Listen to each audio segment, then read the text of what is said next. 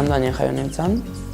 Nire ingurunea gehien bat euskalduna da, aitonakin erderaz hitz egiten nuen, baina eta bestela igual eskubaloiko ekipon batzuk badaude kanpoko ez dutenak hainbeste hitz egiten, eta horrekin igual gazteleraz, baina bestela den euskeraz. Ni ahobizi izango naiz, ze iruditzen zait aukera politia dela nire ingurun erderaz hitz egiten gutxiak euskera zasteko. Naiz eta behik ez ulertu eta igual ez sentitu, euskaldun batez sentitu ezakena euskera ze suposatu diezaguken guri, garrantzitsua dela eta naiz eta behi igual ez hain garrantzitsua ditu errespetatzeko eta dakaten neurrin laguntzeko aldutenean.